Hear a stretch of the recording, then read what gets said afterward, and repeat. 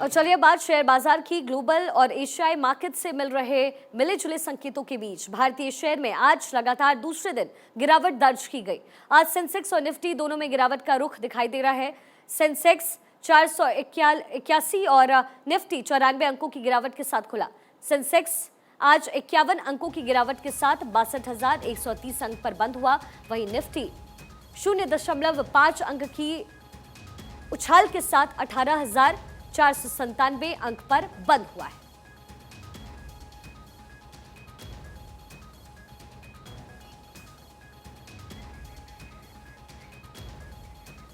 हमारे साथ इस वक्त अर्थशास्त्री आकाश जिंदल जुड़ गए हैं। आकाश जी, इस पूरे जो गिरावट दर्ज की गई है सेंसेक्स और निफ्टी में उतार चढ़ाव को आप किस तरीके से देखते हैं?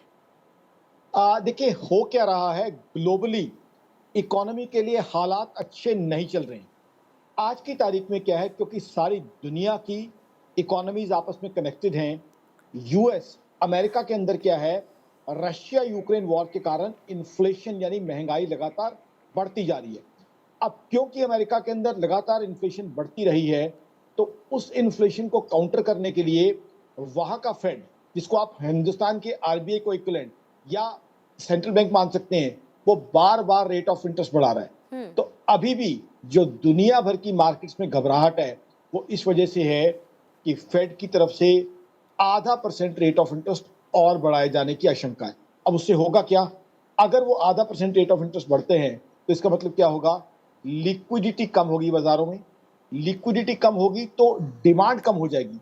डिमांड कम होगी, लोग सामान कम खरीदेंगे, तो मैन्युफैक्चरिंग कम होगी, रोजगार कम होगा, ओवरऑल इकोनॉमी सुस्त पड़ जाएगी। अब अमेरिका जो है वर्ल्ड की सबसे बड़ी इकोनॉमी है, सबसे पावरफुल इकोनॉमी है, और दुनिया भर की इकोनॉमीज कहीं ना कहीं अमेरिका से कनेक्टेड है। आज क्योंकि ज़माना ऐसा है, वक्त ऐसा है कि सारी दुनिया की इकोनॉमीज आपस में कनेक्टेड है, तो अमेरिका इकोनॉमी में जो इतने बड़े फेरबदल आ रहे हैं, उनका इम्पैक्ट कहीं ना कहीं दुनिया भर की मार्केट्स पे दिख रहा है, दुनिया भर की इकोनॉमी में दिख रहा है। मेरी ऑर्गेनाइजेशन आकाशजिंदल.com का मानना है कि रशिया यूक्रेन वॉर, जिसके कारण अमेरिका में इन्फ्लेशन बढ़ी हुई है, उसका इम्पैक्ट हिंदुस्तान में भी कहीं ना कहीं साफ दिखाई दे रहा है। आज की तारीख में दुनिया भर की इकोनॉमीज में घबराहट है। आज की तारीख में ये नहीं पता कि अगले पल क्या होगा। अमेरिका बहुत ज़्यादा इन्फ्लेशन ऑलरेडी देख चुका है, 9% से ऊपर। यूके, ग्रेट ब्रिटेन जैसी इकोनॉमी, वो आज की तारीख में, इंग्लैंड जैसी इकोनॉमी, वो रिसेशन के अंदर जा चुकी है। जर्मनी जैसी इकोनॉमी इन्फ्लेशन का बहुत बुरी तरह शिकार है। उससे पहले हमने देखा कोरोना का 2.5 साल का पीरियड दुनिया की अर्थव्यवस्था ने देखा। अब हुआ क्या है कि दुनिया की इकोनॉमी कोरोना से भी निकलने की कोशिश कर ही रही थी कि ऐसे में रशिया यूक्रेन वॉर आ गई। तो कहीं ना कहीं ये ग्लोबल उथल पुथल है जो हमारी इकोनॉमी में भी अपनी छाप साफ दिखा रही है। जिंदल साहब, जिस तरीके की बातें आप कह रहे हैं और भारतीय शेयर बाजार में लगातार आज दूसरे दिन गिरावट, ऐसे में रिसेशन को लेकर के भी संकेत कहीं ना कहीं मिल रहे थे। यूएस की इकोनॉमी फॉल आउट कर रही है, ऐसे में भारत के हिसाब से, इंडिया के हिसाब से इकोनॉमी बढ़ी तो है हालांकि, लेकिन जिस तरीके से आप खुद भी जिक्र कर रहे हैं कि पहले कोरोना महामारी विश्व को चपेट में लेती नजर आई, इसके बाद रशिया यूक्रेन के बीच ये जो जंग है, ऐसे में रिसेशन को लेकर के आपका आकलन क्या कहता है? I think it's a very intelligent and quality question. बिल्कुल आपने सही कहा। देखिए, जहां एक तरफ ग्लोबल रिसेशन के कहीं ना कहीं चिन्ह, कहीं ना कहीं सिंबल साफ दिखाई दे रहे हैं और वो डेटा में रिफ्लेक्ट कर रहे हैं। 2023 कैलेंडर ईयर जो शुरू होने वाला है, उसमें दुनिया भर की इकोनॉमी में मात्र 2.5% की जीडीपी ग्रोथ एक्सपेक्ट की जा रही है।